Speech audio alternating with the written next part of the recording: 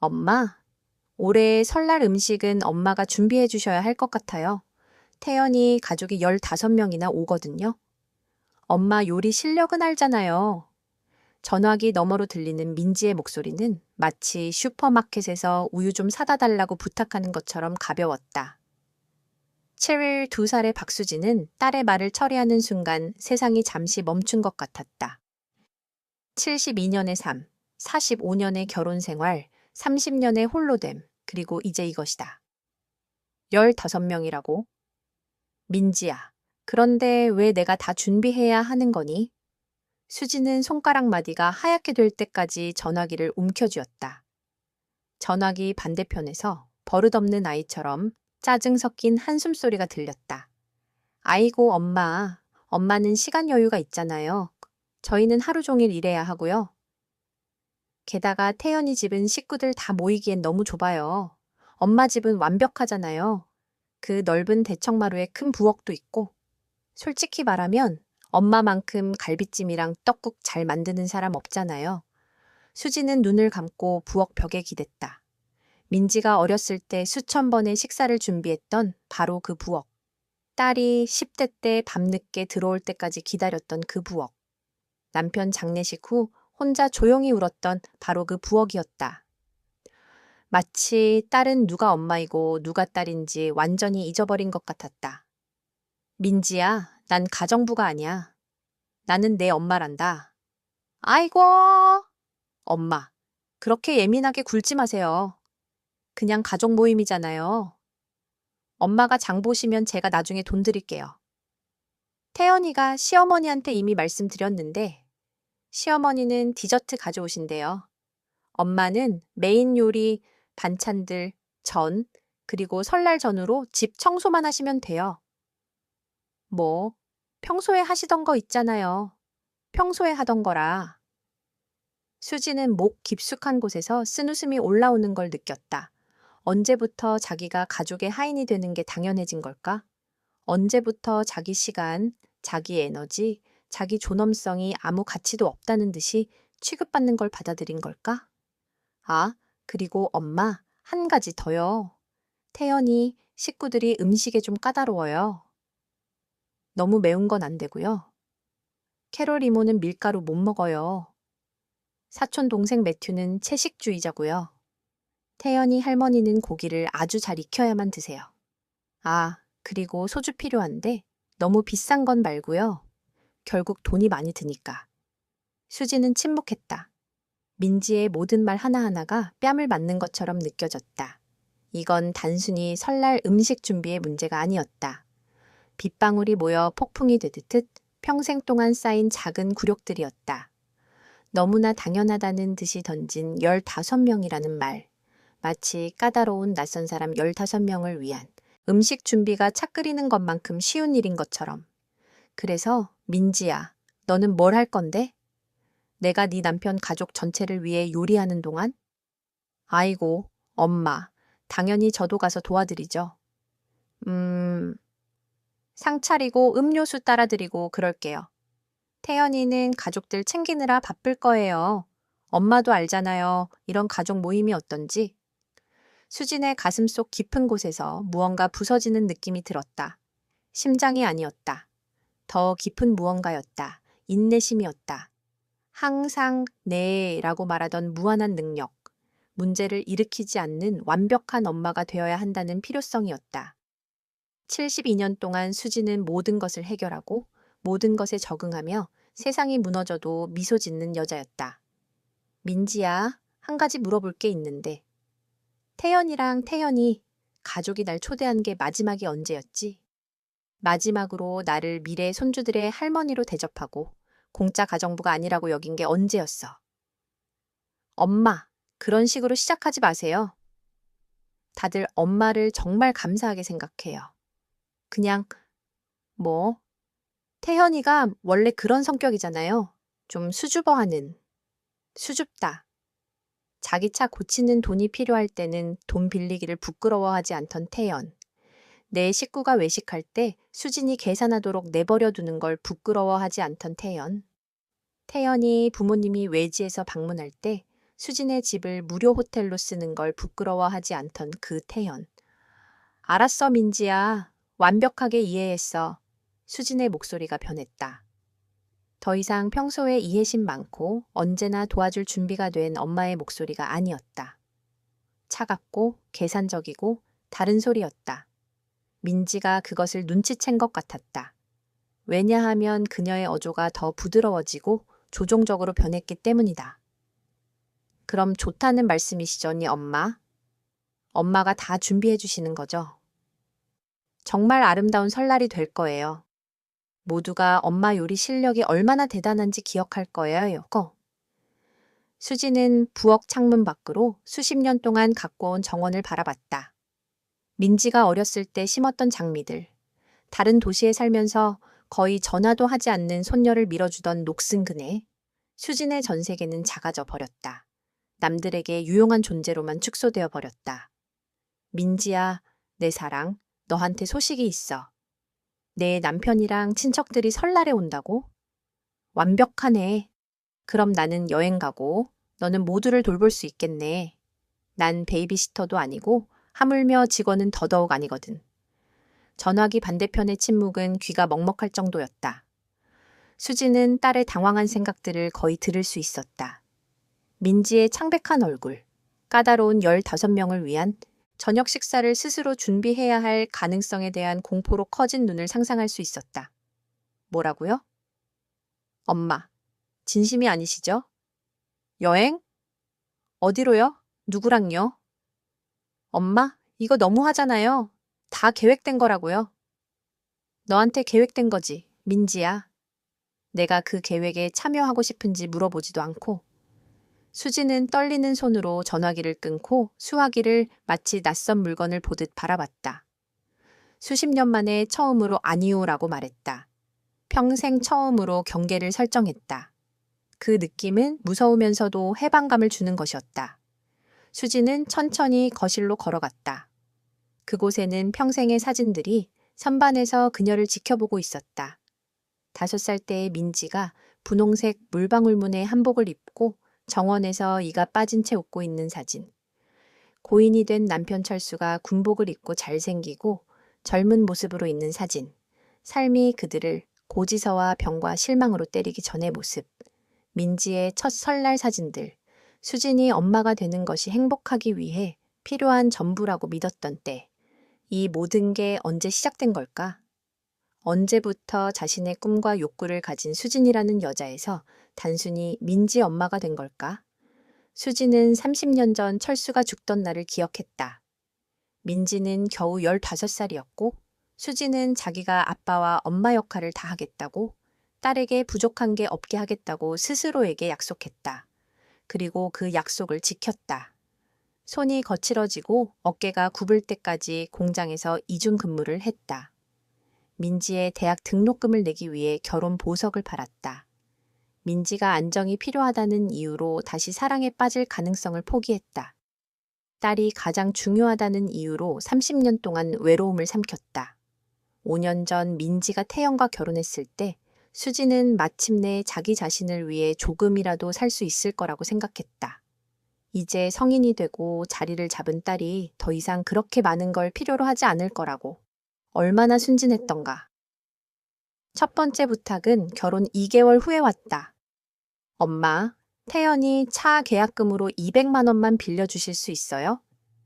다음 달에 갚을게요. 다음 달은 오지 않았지만 더 많은 부탁들은 왔다. 엄마, 저희가 칸쿤으로 늦은 신혼여행 가는 동안 집 좀 봐주실 수 있어요? 엄마, 태연이 부모님 방문하실 때 엄마 집에서 모실 수 있을까요? 저희 집은 너무 좁아서요.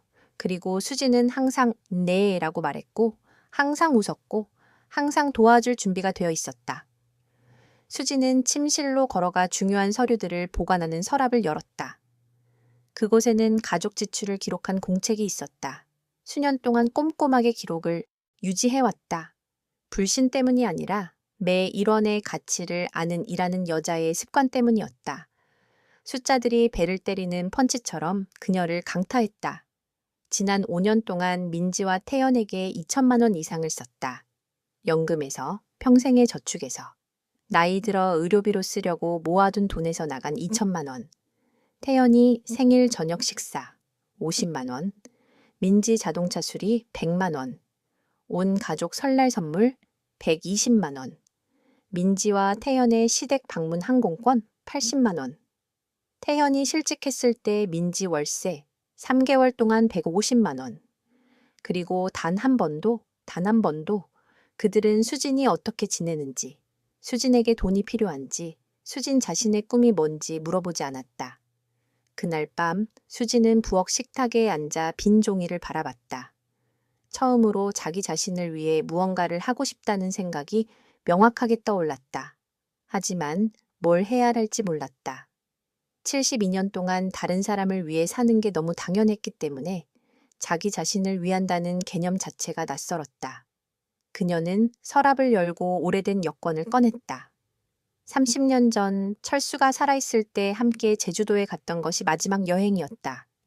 여권은 먼지가 쌓여 있었고 사진 속의 젊은 여자는 거의 알아볼 수 없을 정도로 다른 사람 같았다. 수지는 스마트폰을 집어들었다. 민지가 1년 전에 사줬던 그 스마트폰. 엄마, 요즘 시대에는 스마트폰이 있어야죠. 라며. 물론 민지가 준 진짜 이유는 수진이 항상 연락 가능한 상태로 있게 하기 위함이었다. 언제든지 부탁을 들어줄 준비가 되어 있도록. 수진의 손가락이 검색 버튼 위에서 떨렸다. 뭘 검색해야 할까? 72살 여자 혼자 여행? 노인 해외여행? 늦은 삶의 시작? 그녀는 결국 단순하게 유럽 여행이라고 입력했다. 화면이 사진들로 가득 찼다. 파리의 에펠탑, 바르셀로나의 사그라다 파밀리아, 로마의 콜로셈. 모든 사진이 한 가지를 외치고 있었다. 삶은 부엌과 세탁실 너머에 존재한다고. 수진의 심장이 이상하게 뛰기 시작했다. 두려움인지 흥분인지 구분할 수 없었다. 72살, 혼자, 외국. 말도 안 되는 소리처럼 들렸다. 하지만 72년 동안 다른 사람들이 합리적이라고 생각하는 것을 하면서 뭘 얻었나? 감사하지 않는 딸, 존재감 없는 사위, 빈집, 쓴 추억들. 다음 날 아침, 수지는 스마트폰을 들고 가장 가까운 여행사로 갔다. 작은 사무실이었고 젊은 여직원이 놀란 표정으로 그녀를 맞았다. 어떻게 도와드릴까요, 할머니? 할머니라는 단어가 칼처럼 베었지만 수지는 미소를 지었다. 유럽 여행 패키지를 알아보려고 왔어요. 혼자 가는 거예요. 여직원의 눈이 더 커졌다. 아, 혼자요? 가족이랑 가시는 게 아니시고요? 가족은 바쁘더라고요. 여직원은 여러 브로셔를 꺼냈다. 시니어 그룹 투어, 편안한 패키지, 동반자와 함께. 모든 것이 나이 든 사람들은 혼자서는 할 수 없다는 가정하에 디자인되어 있었다. 저기요, 수진이 끼어들었다. 그룹 투어 말고 그냥 자유여행으로요. 제가 원하는 곳에 가고 원하는 때에 먹고 원하는 걸 볼 수 있게요. 여직원은 컴퓨터 화면을 바라봤다. 물론이죠. 그럼 어느 도시들에 관심 있으세요? 마드리드, 바르셀로나, 파리. 며칠이나 가시려고요? 수지는 잠시 멈췄다. 머릿속에서 민지의 목소리가 들렸다. 엄마, 정신 차리세요. 할머니가 그런 걸 어떻게 혼자 해요? 3주요. 여직원의 펜이 멈췄다. 3주요? 맞아요. 그날 저녁 수지는 1,500만 원을 지불했다.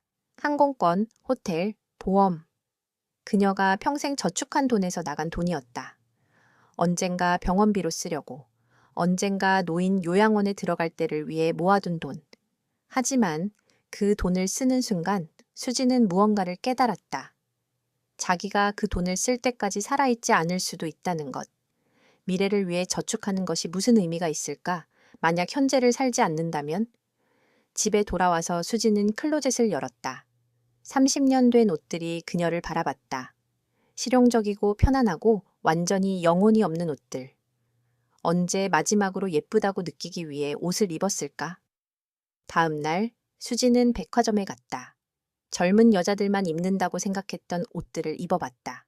밝은 색상, 현대적인 컷, 자신의 몸을 보여주는 옷들, 숨기는 게 아니라 타르실 거울에서 낯선 여자가 그녀를 바라봤다. 72살이지만 활기차 보이는 여자, 지쳐 보이는 게 아니라 준비된 여자. 수지는 그 옷들을 샀다. 3벌의 드레스, 2켤레의 편안한 신발, 1개의 밝은 빨간색 코트. 계산대에서 카드를 내밀 때 그녀의 손은 더 이상 떨리지 않았다. 출국 2일 전 민지가 집에 나타났다. 얼굴은 붉고 눈은 화로 가득했다. 엄마, 진짜 유럽에 가실 거예요? 지금요? 설날 2주 전에요? 맞아. 그럼 저희는 어떡하라고요? 태연이 가족들은요? 글쎄, 민지야. 네가 알아서 해야지. 너는 성인이잖아. 시집간 여자고. 나는 너의 보조자가 아니야. 민지의 눈에 눈물이 맺혔다. 하지만 그건 슬픔의 눈물이 아니었다. 좌절의 눈물이었다. 엄마는 이기적이세요. 완전히 이기적이에요. 가족보다 자기 자신이 더 중요한 거예요? 수지는 딸을 오랫동안 바라봤다. 눈물이 나올 것 같았지만 참았다. 민지야, 72년 동안 난 다른 사람들을 내 자신보다 더 중요하게 여겼어. 그 결과가 뭔지 아니? 아무도 날 사람으로 안 봐. 기능으로 보지. 요리사, 청소부, 은행. 하지만 사람으로는 안 봐. 그건 사실이 아니에요. 그래? 그럼 내 생일이 언제니? 민지가 입을 열었다가 닫았다. 내가 뭘 좋아하는지 아니? 내가 뭘 하고 싶어 하는지? 나한테 꿈이 있는지? 침묵. 봐. 넌 나를 몰라, 민지야. 왜냐하면 넌 한 번도 알려고 하지 않았으니까. 넌 엄마가 필요했어. 요리사가 필요했어. 돈이 필요했어. 하지만 박수진이라는 사람은 필요하지 않았지. 민지가 돌아서서 나갔다. 문이 너무 세게 닫혀서 벽에 사진들이 흔들렸다. 수지는 무너져 내렸다. 소파에 앉아 마침내 눈물이 터져 나왔다. 30년 동안 참았던 모든 눈물, 30년 동안 삼켰던 모든 말들, 30년 동안 숨겨왔던 모든 좌절. 하지만 눈물 사이로 뭔가 다른 것도 느껴졌다. 자유. 무서운 자유지만 여전히 자유였다. 출발 전날 밤 수지는 잠을 이룰 수 없었다. 침대에 누워 천장을 바라보며 지난 72년을 돌아봤다. 얼마나 많은 밤을 다른 사람의 걱정으로 잠 못 이루었을까? 새벽 3시 수지는 부엌으로 내려가 따뜻한 차를 끓였다. 창밖으로 고요한 거리가 보였다. 이 시간에는 세상이 다른 곳처럼 느껴졌다. 부엌 식탁에 앉아 차를 마시며 수지는 오래된 사진 앨범을 꺼냈다. 흑백 사진 속에서 젊은 여자가 웃고 있었다. 22살의 박수진. 철수를 만나기 전의 수진. 그때 그녀는 미술 선생님이 되고 싶어 했다. 하지만 결혼이 왔고, 임신이 왔고, 남편의 죽음이 왔고, 그 꿈은 서랍 깊숙이 묻혔다. 사진 속 젊은 여자는 미소를 지었다. 수지는 그 사진을 가슴에 꼭 안았다. 미안해. 조용히 속삭였다. 너를 오래 기다리게 해서. 공항 가는 아침, 수지는 거울 앞에 섰다. 새 옷을 입은 여자가 그녀를 바라봤다. 밝은 빨간 코트, 편안한 검은색 바지, 새 운동화. 72살이었지만 부끄럽지 않은 72살이었다. 현관문을 나서기 전 수지는 집을 한 바퀴 둘러봤다. 45년을 산 이 집. 이곳을 떠나는 게 두려웠지만 동시에 흥분되기도 했다. 탁자 위에 편지를 남겼다. 민지를 위한 편지였다. 민지야, 이 여행은 너에 대한 벌이 아니야. 나 자신에 대한 선물이야. 3주 후에 돌아올게. 같은 엄마로 돌아오지 않을 거야. 더 나은 엄마로 돌아올게. 사랑해. 항상 사랑했어. 하지만 이제는 나 자신도 사랑하는 법을 배울 거야. 엄마 택시가 도착했을 때 수지는 가방 하나만 들고 나왔다. 72년의 삶에서 정말 필요한 건 놀랍도록 적었다. 인천공항은 사람들로 붐볐다. 모두가 어딘가로 가고 있었다. 수진도 이제 그들 중 한 명이었다. 체크인 카운터에서 직원이 미소를 지었다. 혼자 여행하세요? 네. 멋지시네요. 그 간단한 말이 수진의 가슴을 따뜻하게 했다. 멋지다. 72년 만에 처음 듣는 말이었다. 게이트 54번. 마드리드행. 수진은 의자에 앉아 사람들을 관찰했다. 젊은 커플, 비즈니스맨, 대학생들. 그리고 한 구석에 실실 2살의 여자가 혼자 앉아 있었다. 빨간 코트를 입고 새 여권을 손에 들고 심장이 빠르게 뛰고 있었다. 스마트폰이 울렸다. 민지였다. 수지는 깊게 숨을 들이쉬고 전화를 받지 않았다. 대신 짧은 문자를 보냈다. 사랑해, 민지야. 하지만 이번엔 내 차례야. 탑승 안내 방송이 나왔다. 수지는 일어섰다. 발걸음마다 72년의 삶이 가벼워지는 게 느껴졌다. 비행기에 올랐다. 창가 자리. 완벽했다. 이륙하는 순간 몸이 뒤로 밀렸다. 수지는 창문 밖을 봤다. 서울이 점점 작아졌다. 집들이 작아졌다. 거리가 작아졌다. 문제들이 작아졌다. 구름을 뚫고 올라갈 때 햇빛이 강렬하게 들어왔다. 그 순간 그녀는 깨달았다. 자유는 목적지가 아니라 결정이라는 것을. 비행기가 안전고도에 도달했을 때 승무원이 음료를 제공하러 왔다. 샴페인 주세요. 옆자리에 젊은 여자가 미소를 지었다. 축하할 일 있으세요? 수지는 웃었다. 72년 만에 진짜 미소였다. 네. 새로운 인생을 축하하려고요. 두 여자는 잔을 부딪혔다. 낯선 사람들이지만 연결되어 있었다. 수지는 샴페인을 한 모금 마셨다. 톡 쏘는 거품이 목을 타고 내려갔다. 자유의 맛이었다. 창밖으로 끝없는 하늘이 펼쳐져 있었다. 구름 위의 세상은 완벽하게 하였다.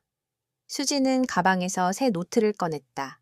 첫 페이지를 펼쳤다. 하얀 종이가 그녀를 기다리고 있었다. 72년 만에 자기 자신의 이야기를 쓸 준비가 된 가능성으로 가득한 하얀 종이 첫 문장을 썼다. 오늘 박수진의 인생이 시작된다. 마드리드에 도착한 건 아침 7시였다. 12시간의 비행 후 수진의 몸은 피곤했지만 정신은 이상하게 또렷했다. 공항 밖으로 나갔을 때 스페인의 아침 공기가 그녀를 맞았다. 서울과는 다른 공기였다. 가볍고 자유롭고 가능성으로 가득했다. 택시기사는 영어를 거의 못했고 수진도 스페인어를 몰랐다. 하지만 종이에 적힌 호텔 주소를 보여주자 기사는 활짝 웃으며 고개를 끄덕였다. 언어가 통하지 않아도 의사소통이 가능하다는 걸 수지는 그 순간 배웠다. 택시가 마드리드 거리를 지나갈 때 수지는 창문에 얼굴을 붙이고 모든 것을 흡수하려 했다. 오래된 건물들, 좁은 골목길들, 발코니마다 걸린 빨래들, 카페 테라스에서 아침 커피를 마시는 사람들. 모든 것이 새로웠다. 모든 것이 아름다웠다. 호텔은 작았지만 아늑했다. 리셉션에 젊은 남자가 영어로 말했다. 어서 오세요, 박 여사님. 마드리드는 처음이세요? 네, 처음이에요. 멋진 도시예요. 많이 즐기세요. 특히 프라도 미술관은 꼭 가보세요. 방으로 올라가는 엘리베이터 안에서 수지는 거울 속 자신을 봤다. 지친 얼굴이었지만 눈은 빛나고 있었다. 살아있는 눈이었다. 방은 작았다. 싱글 침대, 작은 책상, 창문 하나. 하지만 수진에게는 궁전처럼 느껴졌다. 이 공간은 온전히 그녀의 것이었다. 누구도 청소를 요구하지 않았다. 누구도 밥을 달라고 하지 않았다. 누구도 그녀의 시간을 빼앗지 않았다. 수지는 침대에 누웠다. 단 5분만 눈을 붙이려고 했다. 하지만 깨어났을 때는 오후 3시였다. 8시간을 잔 것이다. 당황해서 일어났다. 하루를 낭비했다고 생각했다. 하지만 곧 깨달았다. 낭비? 아니다. 이건 낭비가 아니다. 이건 휴식이다. 72년 만에 처음으로 누구의 허락도 없이 잔 것이다. 샤워를 하고 옷을 갈아입었다. 거울 앞에서 수지는 잠시 멈췄다. 새 옷을 입은 여자가 그녀를 바라봤다. 밝은 파란색 블라우스, 편안한 바지, 편한 신발. 화장은 하지 않았지만 필요하지 않았다. 얼굴에서 빛이 났다. 호텔을 나와 거리를 걷기 시작했다. 지도도 없이 계획도 없이 그냥 발이 가는 대로. 이것이 자유라는 것이었다. 정해진 길이 없다는 것. 좁은 골목을 지나가다가 작은 카페를 발견했다. 테라스에 4개의 테이블만 있는 작은 곳이었다. 주인으로 보이는 나이 든 여자가 수진을 보고 손짓했다. 안으로 들어오세요, 세뇨라. 수진은 앉았다. 메뉴를 봤지만 스페인어로 되어 있어서 아무것도 이해할 수 없었다. 죄송한데요, 영어 메뉴 있나요? 여자는 웃으며 고개를 저었다. 아니요, 세뇨라. 하지만 괜찮아요. 제가 추천해 드릴게요. 커피 좋아하세요? 네, 완벽해요. 몇 분 후 수진 앞에 작은 잔이 놓였다. 진한 에스프레소와 함께 작은 초콜릿 케이크가 왔다. 첫 모금을 마셨을 때 수진은 눈을 감았다. 커피는 강렬했다.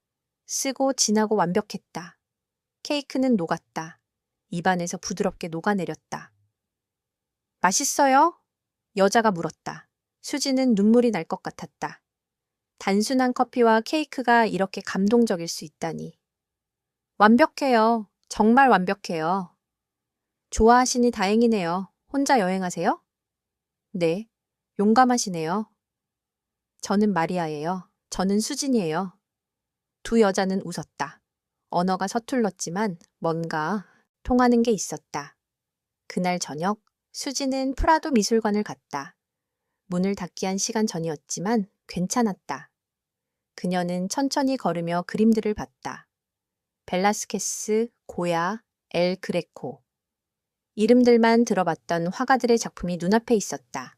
한 그림 앞에서 오래 서 있었다. 고야의 검은 그림들 중 하나였다.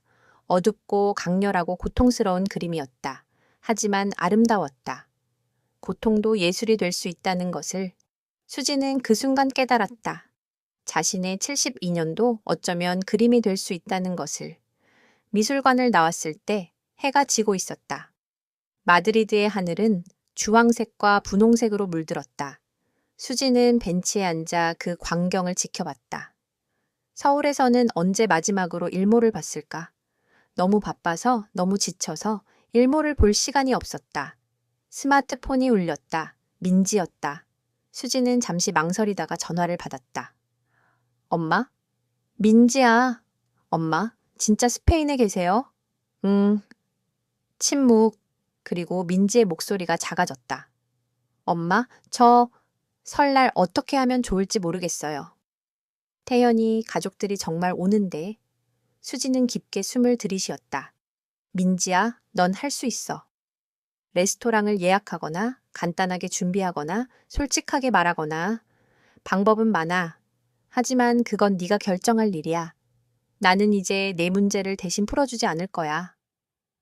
하지만 엄마, 민지야, 사랑해. 하지만 지금은 내 시간이야. 돌아가서 이야기하자. 수지는 전화를 끊었다. 손이 떨렸지만 후회하지 않았다. 다음 날 아침 기차를 타고 바르셀로나로 향했다. 3시간의 여행이었다. 창밖으로 스페인 풍경이 펼쳐졌다. 올리브 나무들, 작은 마을들, 끝없는 하늘. 기차 안에서 책을 읽으려 했지만 풍경이 너무 아름다워서 집중할 수 없었다. 대신 그냥 봤다. 그냥 존재했다. 그것만으로도 충분했다. 바르셀로나에 도착했을 때 도시의 에너지가 그녀를 감쌌다. 마드리드보다 더 활기찼다. 더 젊고, 더 예술적이고, 더 자유로웠다. 호텔은 고딕지구에 있었다. 좁은 중세 거리들 사이에 숨어있는 작은 부티크 호텔이었다. 방에서 내려다 보이는 광장에서는 거리 음악가가 기타를 치고 있었다. 수지는 발코니에 서서 그 광경을 지켜봤다. 사람들이 지나가고 웃고 살아가는 모습. 모두가 자기 인생을 살고 있었다. 그리고 이제 수진도 그들 중 하나였다. 그날 오후 사그라다 파밀리아를 방문했다. 가우디의 미완성 대성당. 들어갔을 때 숨이 멎었다. 빛이 스테인드 글라스를 통과해 들어왔다. 무지개의 빛깔이 바닥에 춤을 췄다. 수지는 벤치에 앉아 위를 올려다봤다. 천장은 숲처럼 보였다. 기둥들은 나무처럼 뻗어 올라갔다. 모든 것이 유기적이었다. 살아있는 것 같았다. 옆에 나이 든 남자가 앉았다. 동양인이었다. 한국인인지 일본인인지 중국인인지 알 수 없었다. 아름답죠? 남자가 영어로 말했다. 네. 정말 아름다워요. 저는 영호예요. 한국에서 왔어요. 수진은 놀라 그를 봤다. 저도 한국 사람이에요. 수진이에요. 두 사람은 웃었다. 지구 반대편에서 만난 두 한국인. 혼자 여행하세요? 영호가 물었다. 네. 처음이에요. 용감하시네요. 저도 혼자예요. 아내가 2년 전에 세상을 떠났어요. 마리아, 그녀는 항상 스페인에 가고 싶어 했는데. 그래서 왔어요. 그녀를 위해. 수지는 영호의 눈에서 슬픔을 봤다.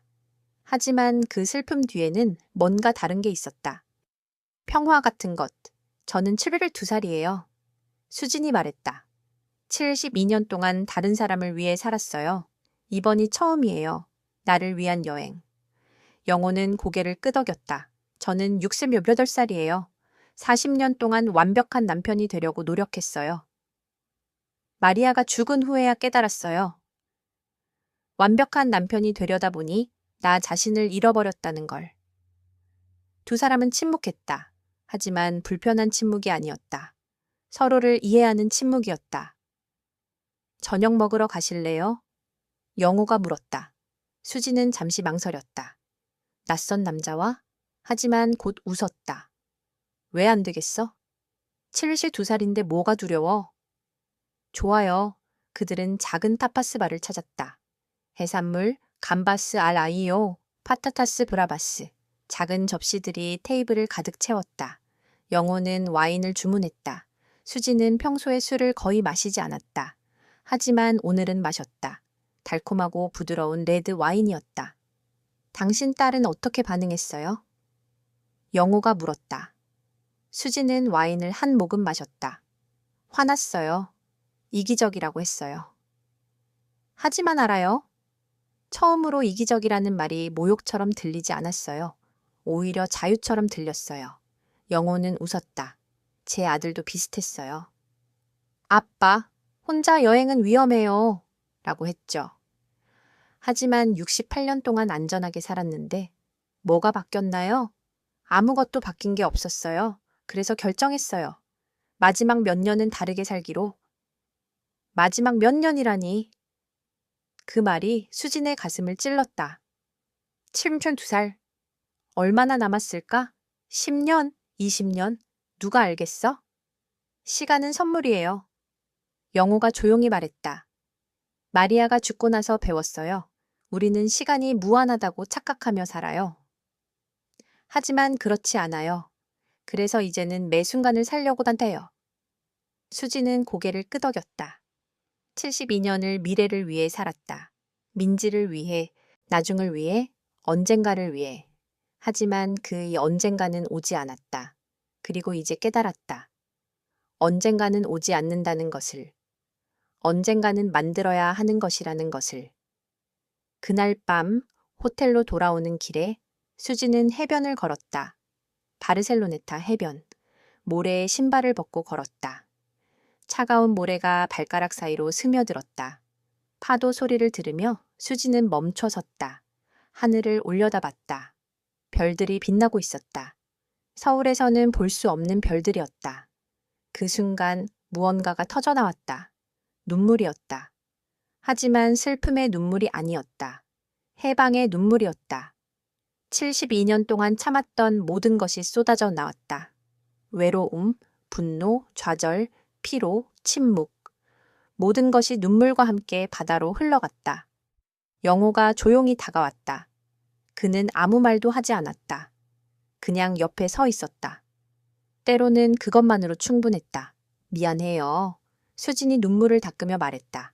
미안할 필요 없어요. 영호가 부드럽게 말했다. 눈물은 약함이 아니에요. 용기예요. 70년 넘게 참았던 걸 드디어 놓아주는 용기. 수지는 고개를 끄덕였다. 두 사람은 침묵 속에서 파도 소리를 들었다. 내일 파리로 가요. 수진이 말했다. 같이 갈래요? 영호는 미소를 지었다. 좋아요. 저도 파리에 가려던 참이었어요. 다음 날 아침 두 사람은 기차역에서 만났다. 파리행 고속열차. 6시간의 여행. 기차 안에서 영호는 마리아에 대해 이야기했다. 40년의 결혼 생활. 아름다웠지만 완벽하지는 않았던 생활. 그가 일에 너무 몰두했던 것. 그녀가 외로워했던 것. 그들이 함께 여행을 가지 못했던 것. 후회하세요? 수진이 물었다. 영호는 잠시 생각했다. 후회라기보다는 배움이에요. 마리아가 죽고 나서야 깨달았어요. 사랑은 거창한 것이 아니라는 걸. 작은 순간들이라는 걸. 함께 커피를 마시는 것, 손을 잡고 걷는 것, 그저 옆에 있어주는 것. 그런 작은 것들이 사랑이었다는 걸. 수지는 철수를 생각했다. 30년 전에 죽은 남편. 그들의 결혼도 완벽하지 않았다. 싸움도 있었고, 침묵도 있었고, 오해도 있었다. 하지만 사랑도 있었다. 작고 불완전한 사랑. 당신은 후회하세요? 영호가 물었다. 수지는 창밖을 봤다. 프랑스 시골이 지나가고 있었다. 후회와 감사가 공존해요. 수진이 조용히 말했다. 민지를 키운 30년을 후회하지는 않아요. 하지만 나 자신을 잃어버린 30년은 후회해요. 이제는 균형을 찾고 싶어요. 좋은 엄마이면서도 나 자신인 것. 영호는 고개를 끄덕였다. 그게 가장 어려운 거예요. 역할과 자아 사이의 균형. 저도 아직 배우고 있어요. 파리에 도착했을 때 비가 내리고 있었다. 하지만 아름다운 비였다. 파리의 회색 하늘 아래 도시는 더욱 낭만적으로 보였다. 호텔은 몽마르트르 근처에 있었다. 작은 방이었지만 창문에서 사크레코에르 성당이 보였다. 그날 저녁 수진과 영호는 에펠탑을 갔다. 비가 멈추고 하늘이 맑아졌다. 일몰 시간이었다. 탑 꼭대기에 올랐다. 파리가 발 아래 펼쳐졌다. 생강이 빛나고 건물들이 황금빛으로 물들었다. 수지는 난간에 기대어 도시를 내려다봤다. 72년의 인생이 작아 보였다. 아니, 작아진 게 아니라 자기 인생이 세계의 전부가 아니라는 걸 깨달은 것이다. 세상은 넓어요. 수진이 속삭였다. 네. 그리고 우리는 그 일부예요. 작지만 중요한 일부. 해가 지는 걸 지켜보며 수지는 스마트폰을 꺼냈다. 민지에게 사진을 찍어 보냈다. 에펠탑에서 웃고 있는 자신의 사진. 몇 분 후 민지의 답장이 왔다. 엄마, 예뻐요. 행복해 보여요. 수지는 미소를 지었다. 그리고 답장을 보냈다. 고마워, 민지야. 엄마는 행복해, 처음으로. 그날 밤 수지는 노트에 썼다. 오늘 나는 작은 점에서 큰 세계로 확장되었다. 72년 동안 나는 부엌, 집, 가족이라는 작은 원 안에 갇혀 있었다. 하지만 오늘 에펠탑 꼭대기에서 나는 깨달았다. 나는 그보다 훨씬 더 크다는 것을. 세상은 넓고 나는 그 일부다. 작지만 아름다운 일부. 매일 아침 수지는 작은 베이커리에 가서 크로아상과 카퍼레를 샀다. 빵을 물어뜯을 때마다 버터의 풍미가 입안에 퍼졌다. 영호와 함께 루브르 박물관을 갔다. 모나리자 앞에는 관광객들로 가득했지만 수진이 사랑한 건 다른 그림들이었다. 한 그림 앞에서 오래 서 있었다. 젊은 여자가 창가에 앉아 책을 읽고 있는 그림이었다. 저 여자처럼 되고 싶었어요. 수진이 조용히 말했다. 조용히 앉아서 책을 읽는 여자. 아무도 방해하지 않고 아무것도 요구하지 않는 그런 순간. 영호는 그림을 오래 봤다. 그럴 수 있어요. 지금이라도. 돌아가서 그렇게 살면 돼요. 그게 쉬울까요? 쉽지 않을 거예요. 영호가 솔직하게 말했다. 사람들은 변화를 좋아하지 않아요. 당신 딸도 적응해야 할 거예요. 하지만 가능해요. 왜냐하면 당신이 이미 가장 어려운 부분을 했으니까. 떠나는 것. 그게 가장 어려웠어요. 수지는 고개를 끄덕였다. 맞았다. 떠나는 게 가장 어려웠다. 그 첫 걸음이. 하지만 일단 발을 내디디면 다음 걸음은 조금 더 쉬워졌다. 그날 오후 두 사람은 생강을 따라 걸었다. 강물이 햇빛에 반짝였다. 책 노점상들이 늘어서 있었고 화가들이 초상화를 그리고 있었다. 한 화가 앞에서 멈췄다. 젊은 남자였는데 파스텔로 초상화를 그리고 있었다. 그려드릴까요? 화가가 영어로 물었다. 수지는 망설였다.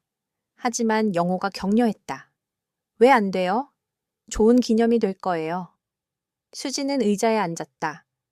화가는 그녀를 오래 바라봤다. 관찰하듯이. 그리고 그리기 시작했다. 15분 후 화가가 그림을 돌려 보여줬다. 수지는 숨을 멎었다. 그림 속의 여자는 그녀였다. 하지만 동시에 그녀가 아니었다. 더 젊어 보이지는 않았다. 72살이 그대로 보였다. 하지만 주름 속에 지혜가 있었다. 눈 속에 빛이 있었다. 미소 속에 자유가 있었다. 이게 나예요? 네. 화가가 미소를 지었다. 이게 제가 본 당신이에요. 수지는 그림을 가슴에 안았다. 누군가 그녀를 이렇게 봐준 적이 처음이었다. 기능이 아니라 사람으로, 아름다운 사람으로. 그날 저녁, 영호가 제안했다. 특별한 곳으로 저녁 먹으러 갈래요? 그들은 몽마르트르 언덕을 올라갔다. 좁은 계단을 천천히 올랐다. 숨이 찼지만 멈추지 않았다. 꼭대기에 도착했을 때 파리가 발 아래 펼쳐졌다. 작은 레스토랑을 찾았다. 테라스 자리에 앉았다. 와인을 주문했다. 음식은 천천히 나왔다. 프랑스식으로. 서두르지 않았다. 각 코스 사이에 대화가 있었고, 침묵이 있었고, 웃음이 있었다. 결혼하실 생각 없으세요? 영호가 조심스럽게 물었다. 수지는 웃었다. 72살의 결혼이라니. 하지만, 글쎄요. 생각해 본 적 없어요. 30년 동안 혼자였으니까. 익숙해졌어요. 외롭지 않으세요? 외로워요, 때로는. 하지만 혼자 있는 것과 외로운 것은 다르다는 걸 배웠어요. 혼자 있어도 평화로울 수 있어요. 그리고 함께 있어도 외로울 수 있고요. 영호는 고개를 끄덕였다.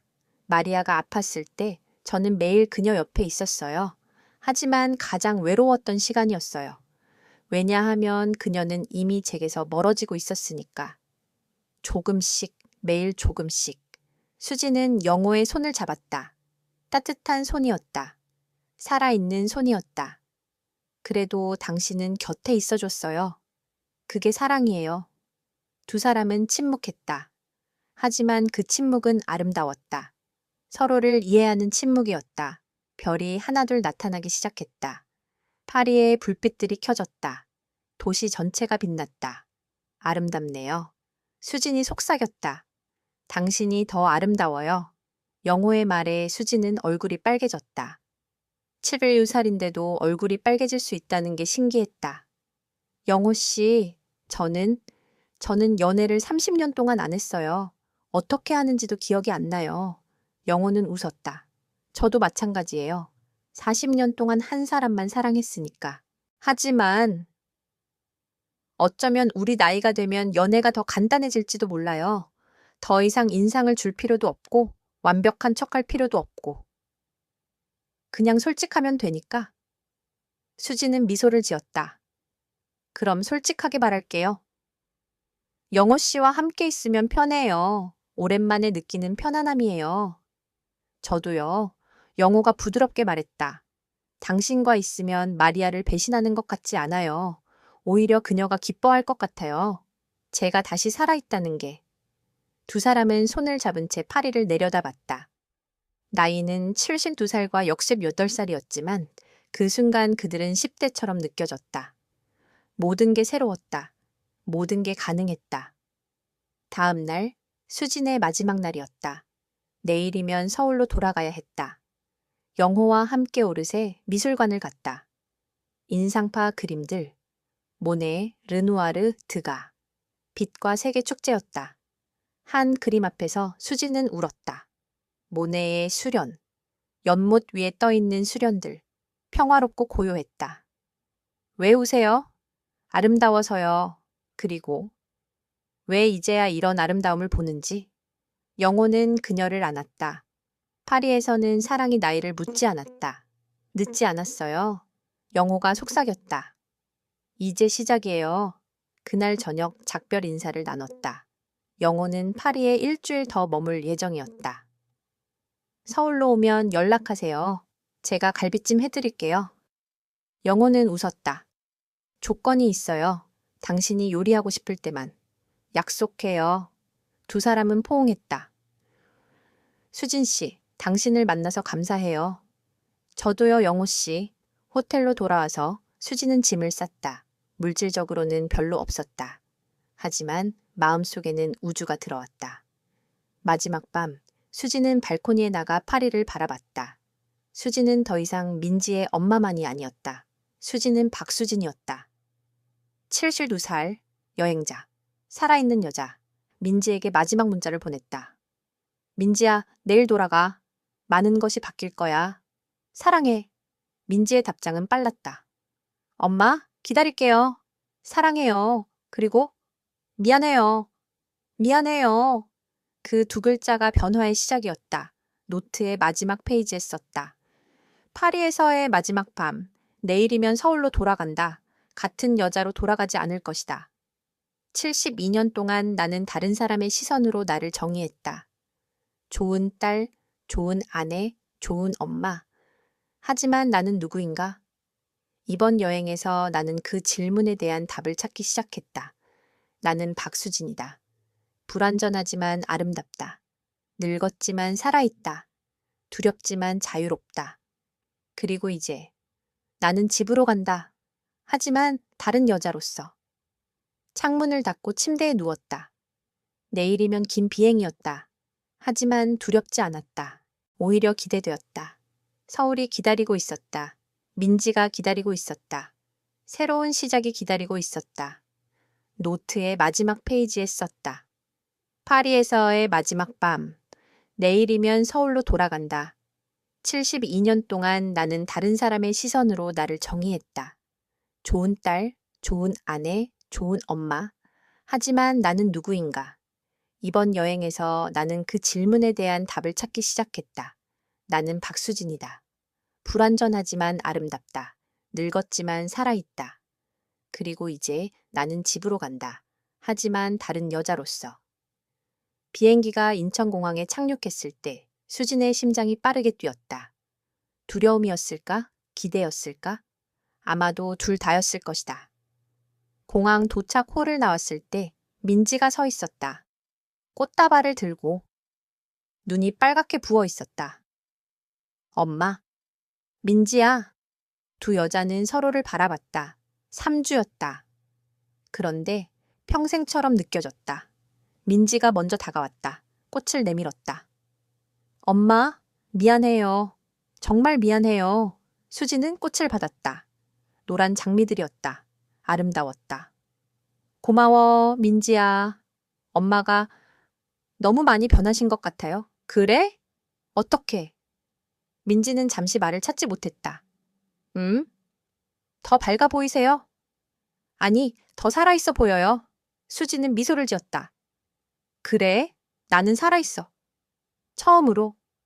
차 안에서 민지는 조심스럽게 말했다. 엄마, 설날 음식은 제가 다 했어요. 아니, 솔직히 말하면 레스토랑에서 시켰어요. 태연이 가족들은 처음엔 실망했지만 나중엔 괜찮았어요. 잘했어. 저는 제가 엄마를 얼마나 당연하게 여겼는지 깨달았어요. 15명 음식 준비가 얼마나 힘든지, 청소가 얼마나 지치는지. 제가 정말 이기적이었어요. 수지는 딸의 손을 잡았다.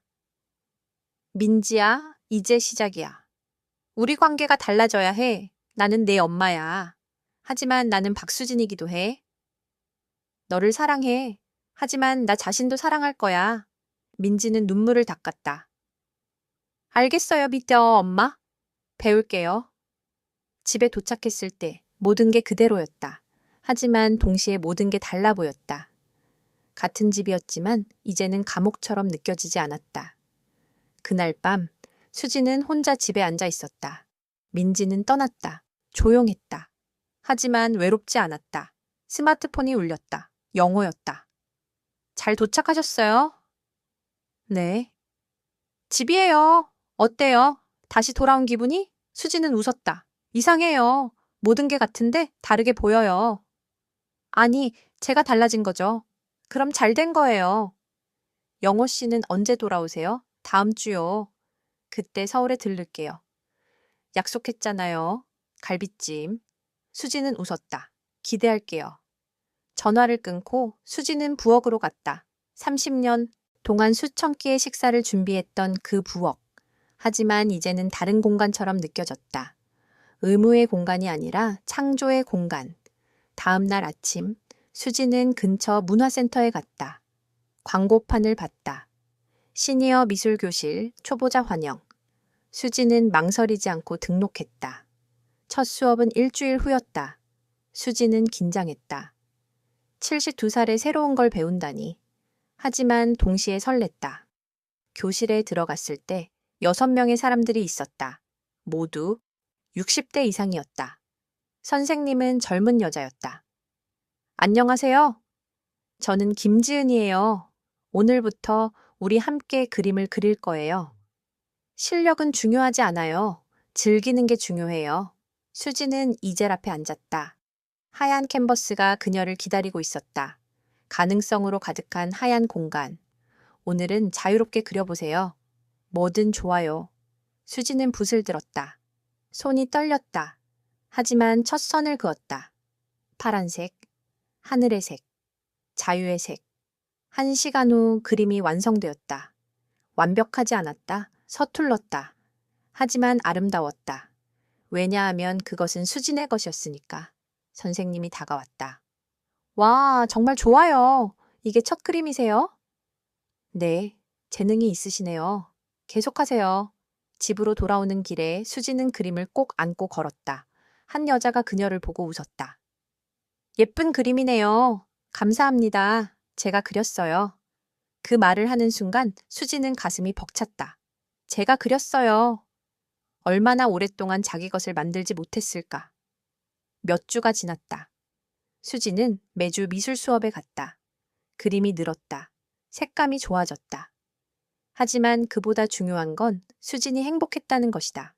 영호가 서울에 왔다. 수지는 그를 위해 갈비찜을 했다. 하지만 이번엔 달랐다. 의무가 아니라 기쁨으로 했다. 맛있어요. 영호가 말했다. 고마워요. 저를 위해 요리해줘서 고마워요. 하지만 더 고마운 건 당신이 즐기면서 했다는 거예요. 맞아요. 수진이 웃었다. 누군가를 위해 뭔가를 하는 게 나쁜 게 아니에요. 단지 강요당할 때가 나쁜 거죠. 두 사람은 식사 후 산책을 했다.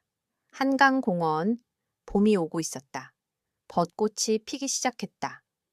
수진 씨, 질문이 있어요. 영호가 조심스럽게 말했다. 뭐예요? 우리는 뭐예요?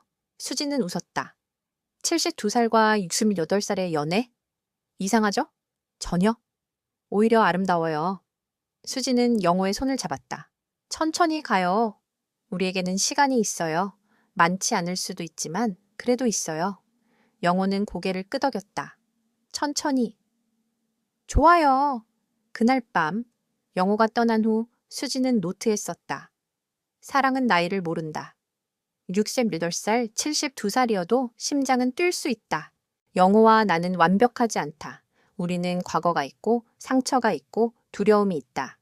하지만 우리에게는 현재도 있다. 그리고 어쩌면 그것만으로 충분하다. 3개월이 지났다. 수진의 집은 변했다. 한쪽 벽이 그림들로 가득 찼다. 서툰 그림들이었지만 수진의 마음이 담긴 그림들이었다.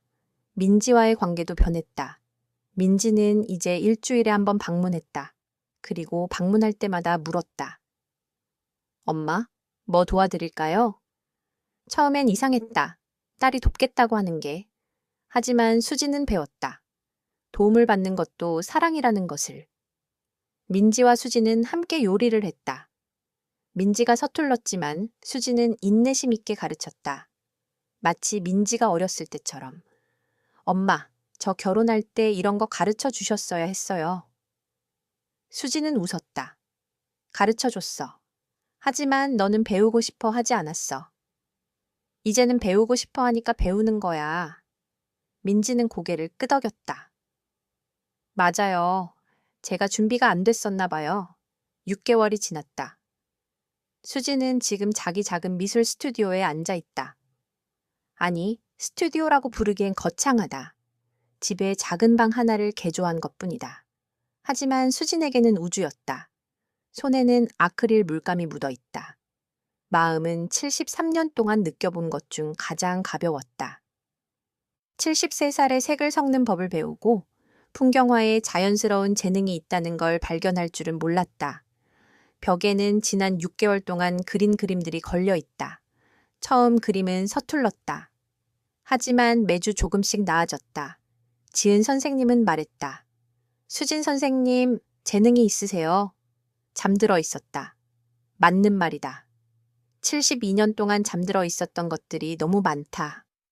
수지는 이젤 앞에 앉아 새 캔버스를 바라본다. 오늘은 자화상을 그리기로 결정한다. 붓을 들고 거울을 본다. 어떤 색이 수진일까? 결정한다. 모든 색이다. 수지는 무지개다. 그리기 시작한다. 천천히, 조심스럽게. 매 붓질이 이야기를 말한다. 72년의 침묵, 3주의 자유, 6개월의 재발견. 1시간이 지난다. 2시간. 수지는 멈추지 않는다. 완전히 몰입한다. 시간이 사라진다. 공간이 사라진다. 오직 캔버스와 붓과 색만 남는다. 벨이 울린다. 수지는 깜짝 놀라 시계를 본다. 오후 2시. 누구지? 문을 열자 민지가 서 있다. 하지만 혼자가 아니다. 작은 여자아이를 손에 잡고 있다. 엄마, 깜짝 선물이에요. 여자아이가 수줍게 미소를 짓는다. 할머니. 수진의 가슴이 벅차오른다. 손녀. 수아. 3년 만이다. 민지가 부산으로 이사한 후 거의 보지 못했던 손녀. 수아야. 수지는 무릎을 꿇고 손녀를 안는다. 작고 따뜻한 몸, 달콤한 샴푸, 냄새. 할머니, 보고 싶었어요. 나도 내 사랑. 나도 너무 보고 싶었어.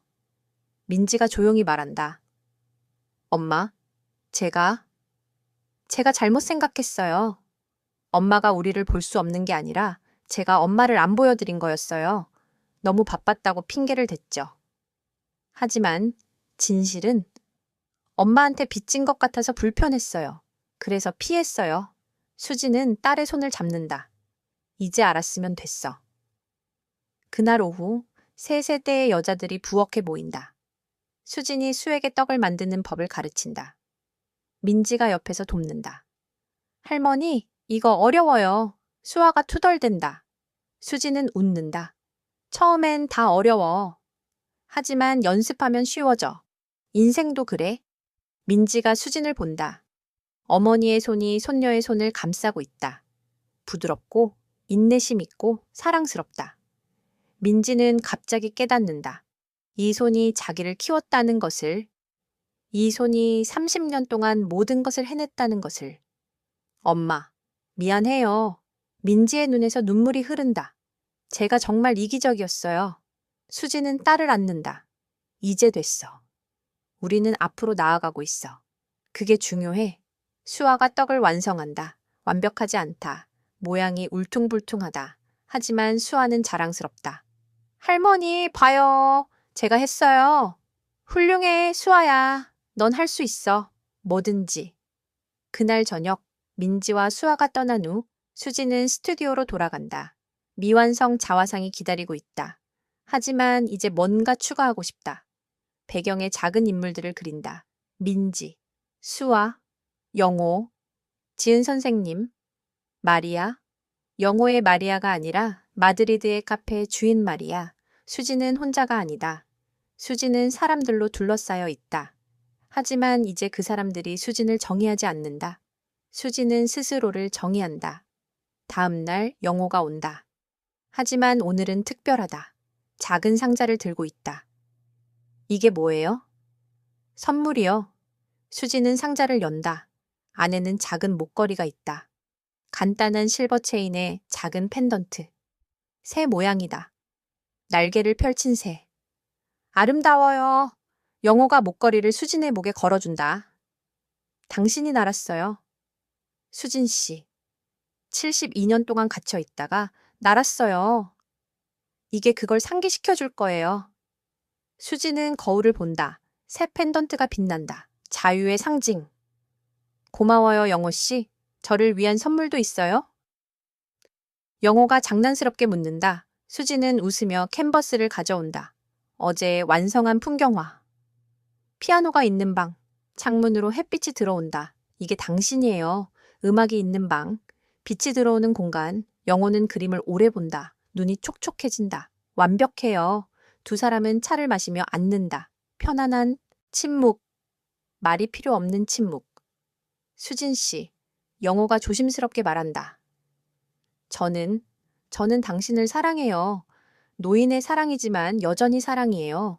수진의 심장이 뛴다. 73살인데도 두근거린다. 저도요, 영호 씨. 저도 당신을 사랑해요. 두 사람은 손을 잡는다. 주름진 손. 하지만 따뜻한 손. 살아있는 손. 우리 나이가 무슨 상관이에요?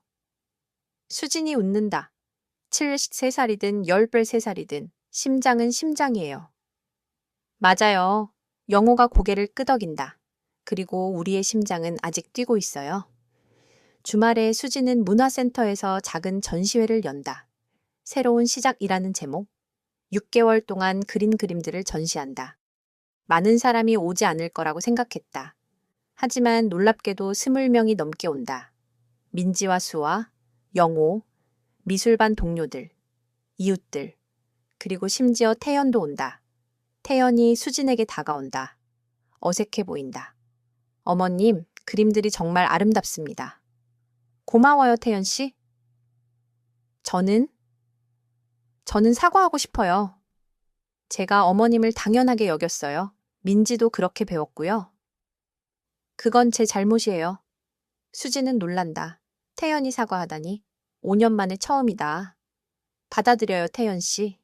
우리 모두 실수를 해요. 중요한 건 배우는 거예요. 한 여자가 수진의 자화상 앞에 오래 선다. 50대쯤 보이는 여자다. 눈에 눈물이 맺혀 있다. 이 그림 팔 생각 있으세요? 수진은 놀란다. 아니요, 이건 제 첫 자화상이에요. 알아요. 여자가 미소를 짓는다. 그래서 더 강력해요. 이 그림은 이야기를 해요. 해방의 이야기. 저도 비슷한 상황이에요. 50살인데 아직도 모두를 기쁘게 하려고 살아요. 이 그림이 저한테 용기를 줘요. 수진의 가슴이 벅차오른다. 자기 그림이 누군가에게 영감을 줬다니. 팔 순 없어요. 하지만 사진을 찍어가세요. 그리고 당신도 할 수 있어요. 당신의 이야기를 시작하세요. 50살은 완벽한 나이예요. 여자는 수진을 꼭 안는다. 고마워요. 정말 고마워요. 전시회가 끝나고 모두가 떠난 후 수진은 홀로 그림들 사이에 선다. 6개월의 여정이 벽에 걸려 있다. 지은 선생님이 다가온다. 수진 선생님, 제안이 있어요. 뭔가요? 다음 학기에 제 보조 강사로 일하실 생각 없으세요? 초보자들을 가르치는 걸 도와주시는 거예요. 선생님의 이야기가 사람들에게 영감을 줄 거예요. 수지는 잠시 생각한다. 73살의 선생님이 되다니. 평생의 꿈이었다. 미술 선생님, 좋아요. 해볼게요. 그날 밤 집에 혼자 앉아서 수지는 긴 편지를 쓴다.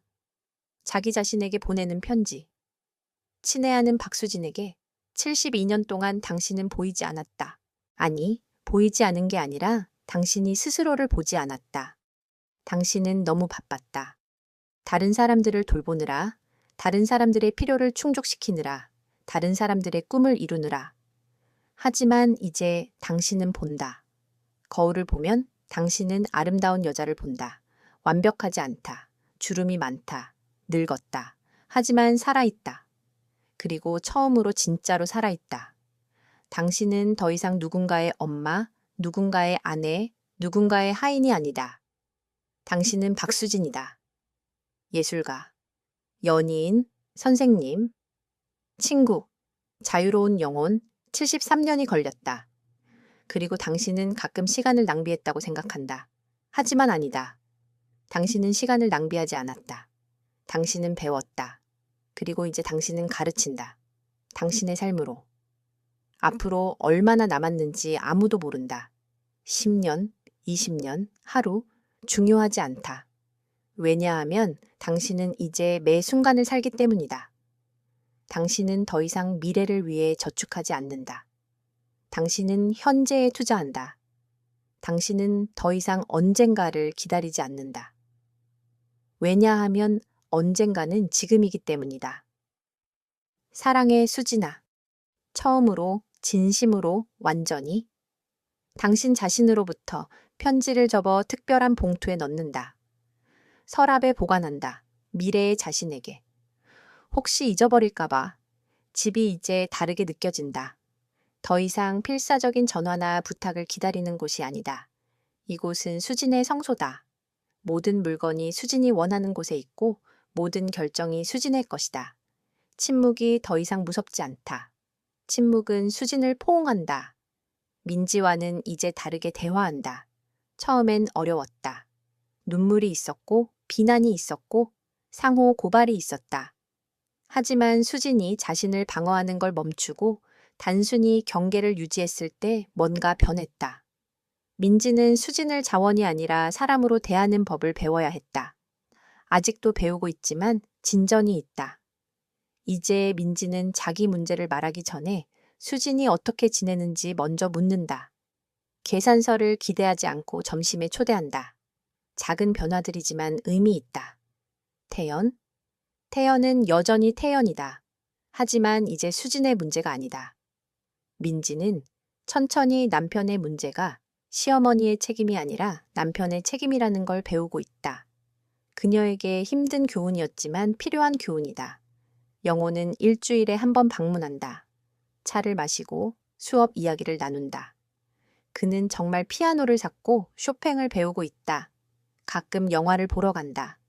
복잡한 기대 없이 서로의 회사를 즐기는 두 친구처럼 언젠가 더 많은 것이 될지 모른다.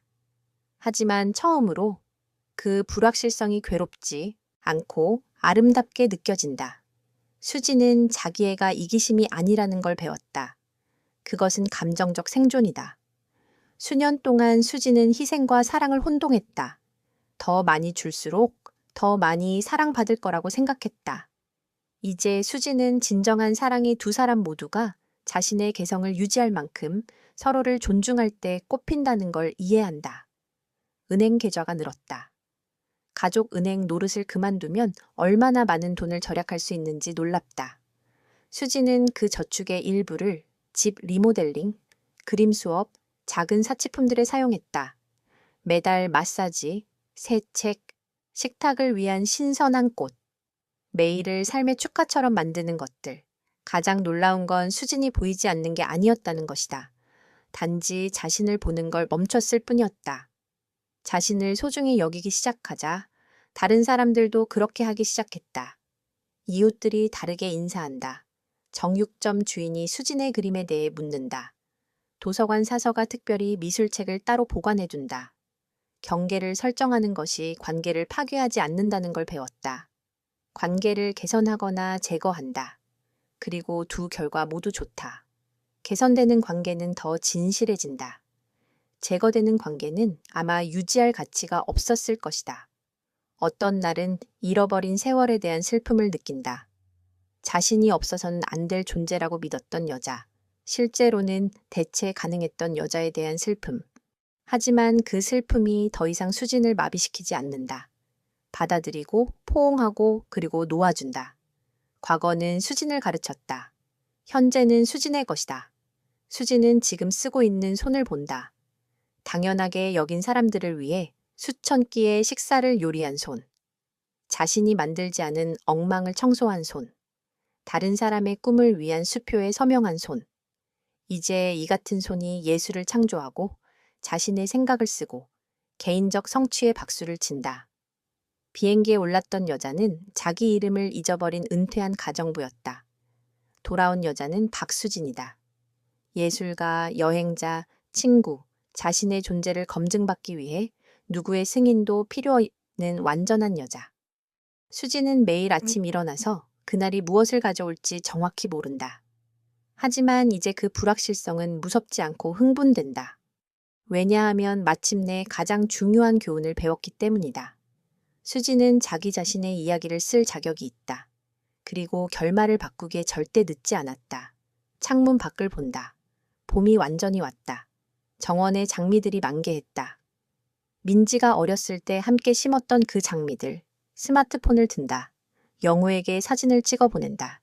새로 완성한 그림. 일몰의 풍경화. 주황색과 분홍색과 보라색이 하늘을 가득 채운다. 영호의 답장이 빠르다. 아름다워요. 당신처럼. 수지는 미소를 짓는다. 73살. 주름투성이. 완벽하지 않다. 하지만 자유롭다. 노트를 연다. 새 페이지, 빈 공간, 가능성. 쓴다. 오늘 나는 허락이 필요 없다. 오늘 나는 존중은 구걸하는 게 아니라 요구하는 거라는 걸 안다. 오늘 나는 자유가 원하는 걸 하는 게 아니라 원하지 않는 걸 하지 않는 거라는 걸 이해한다. 그리고 내일 집에 도착하면 내 인생의 나머지를 시작할 것이다. 노트를 닫는다. 의자에 기댄다. 처음으로 72년, 아니 73년 만에 미래는 온전히 수진의 것이다. 이것은 복수가 아니다. 이것은 해방이다. 그리고 그것은 정확히 날아가는 것처럼 느껴진다. 만약 이 이야기가 마음에 드셨다면 응원 댓글로 저를 지지해 주실 수 있습니다. 진심으로 감사드립니다. 여러분이라면 어떻게 하시겠어요? 여러분의 생각을 정말 듣고 싶어요. 댓글로 의견을 남겨주세요. 항상 궁금해요. 이런 인생 이야기를 더 듣고 싶으시다면 좋아요를 누르고 구독해 주세요. 더 많은 이야기가 기다리고 있습니다. 큰 포옹을 보내며 다음에 만나요.